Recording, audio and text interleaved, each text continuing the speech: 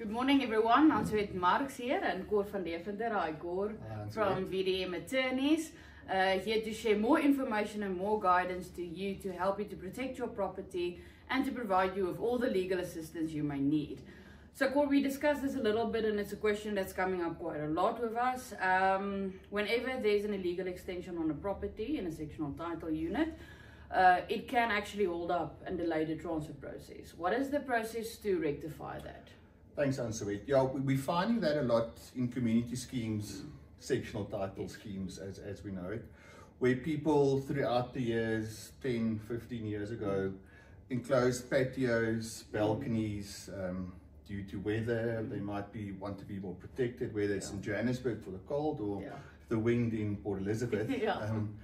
But people are closing it up, and then when they want to sell the property, either the body corporate or the trustees or the managing agents inform us as the conveyancers on the property, the section, that there is an unregistered section that the unit has, and they will not give us clearance figures, levy clearance figures, before that unregistered section has not been registered. Now, firstly, there's a delay in the process because we're not going to get levy clearances to register. So the managing agents can definitely halt the process. In most cases, we find that at AGMs, owners have been informed that unregistered extensions must be registered.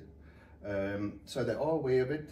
But obviously, when we get the offer to purchase, we only pick it up, and by then we informed, and it's never too late. We can rectify the situation. It's never too late. But the process takes a bit longer because firstly, now, because it's sectional title, the surveyor has to go out and actually peg the unregistered section, whether it's 3 square meters or whether it's 20 square meters, it doesn't matter. It's a cost, and there's a cost to that surveyor. The cost, I don't want to mention specific costs, but it is quite expensive. Firstly, the surveyor must come out, measure that section. Then that section must be, unregistered section must be registered at the surveyor general, not at the municipality. So when you look at a section from the top, there's those lines, and we have to obviously now get that section registered at the surveyor general. Secondly, your floor area increases now, so your PQ, your participation quota increases, which increases your levies. So there's a whole flow through in the whole process. Basically a snowball effect, because just because of that, everything else is increased in influence as well. And also the local authority, municipality, has to consent to the plan. So it's twofold.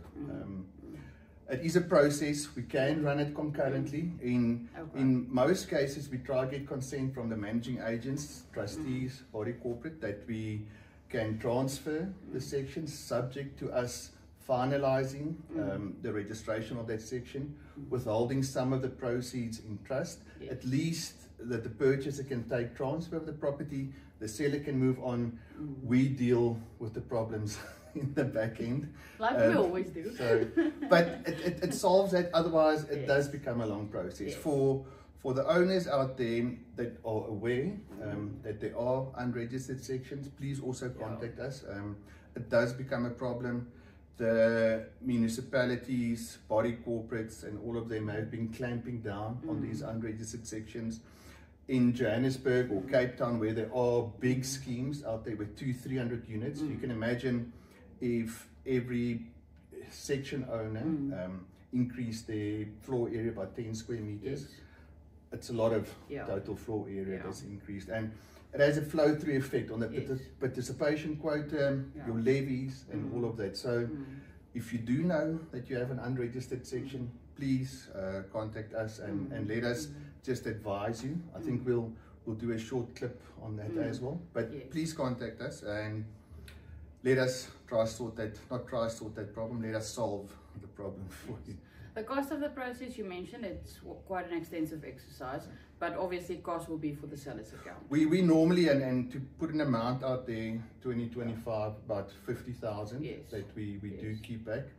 Time frame, I don't want to get time, but No. more or less, I'd say 12 to 16 weeks Alright. to resolve it, Yeah. depending on Yeah. the Surveyor General, whether they're Yeah. online or offline. Yes. There's a lot of variables, but we try assist and do it as quick as possible, but it can vary from 3 months to 6 months. It does become frustrating. So once again, rather be proactive and resolve it than Before waiting. transfer. It's not going to go Before away. going into the process, yeah. Thank you, Cor. Thank you very much. Thank you for viewing and thank you for listening. Please keep following our social media pages for more information.